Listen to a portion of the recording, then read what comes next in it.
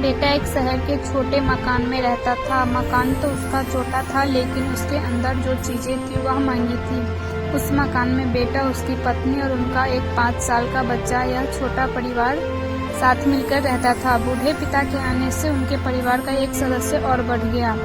यह पूरा परिवार रोज सुबह शाम डाइनिंग टेबल पर साथ में खाना खाया करता। बूढ़ा पिता अपनी कमजोरी के चलते हमेशा खाने की चीजें नीचे गिराता रहता और कई बार कांच के बर्तन भी टूट जाया करते थे।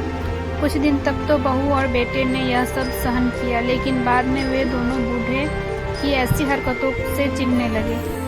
एक दिन बेटे ने कहा, ऐसा कब तक चलेगा, हमें कुछ करना पड़ेगा। उसकी पत्नी भी इस बात से सहमत हुई। अगले दिन बेटा कहीं से एक पुराना मेज लेकर आया और घर में के एक कोने में से लगा दिया और अपने पिताजी से कहा, आप यहीं पर बैठकर खाना खा लिया कीजिएगा। उन्होंने एक लकड़ी का बर्तन भी बनवाया जिसमें वे अपने बाप को खाना देने लगे।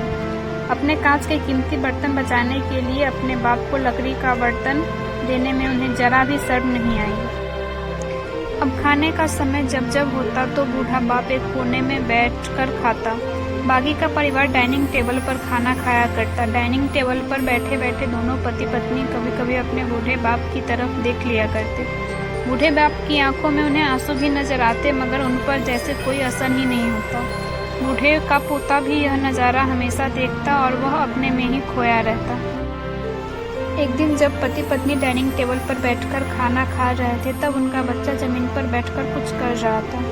उन दोनों ने बच्चे के हाथ में लकड़ी का एक टुकड़ा देखा, लेकिन उन्हें कुछ समझ में नहीं आया कि बच्चा लकड़ी के टुकड़े के साथ कर क्या रहा था। जब बच्चे के पिता ने उससे पूछा कि बेटा आओ खाना खा लो, तुम नीचे बैठकर क्या कर रहे हो, तब बच्चे ने भोलेपन से कहा, अरे मम्मी पापा, मैं आप दोनों के लिए लकड़ी का बर्तन बना रहा हूँ ताकि आप लोग जब बूढ़े हो जाओ तो इसी में खाना दे सकूँ। अपने नादान बेटे द्वारा दी गई यह सहज बात उन दोनों के दिल में तीर की तरह उतर गई। दोनों एक दूसरे का चेहरा निहारने लगे। बिना कुछ कहे ही दोनों की आंखों में पानी आ गया और उन्हें अपने भी किताब अपने आप के सामने खुलती हुई नजर आई। उन्हें समझने में ज़्यादा देर नहीं लगी कि अब उन्हें आगे क्या करना पड़ेगा। अगले दिन कमरे के कोने से वह पुराना मेज हट गया और अब बूढ़ा पिता और बाकी का परिवार साथ में मिलकर फिर से खाना खाने लगे। बूढ़े की कमजोरी की वजह से हो रही गलतियां भी अब किसी को नहीं चिढ़ाती थी।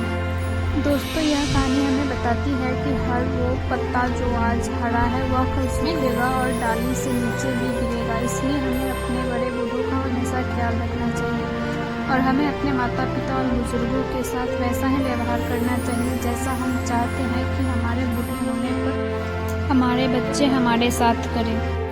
दोस्तों, आपको यह हार्ट टचिंग स्टोरी कैसी लगी कमेंट करके ज़रूर बताइएगा और अगर अच्छी लगी हो तो आप अपने दोस्तों और परिवारों के साथ इसे शेयर कर सकते हैं और खासकर ऐसे लोगों के साथ शेयर जरूर कीजिएगा जिनका व्यवहार बड़े बूढ़ों के तरफ अच्छा ना हो।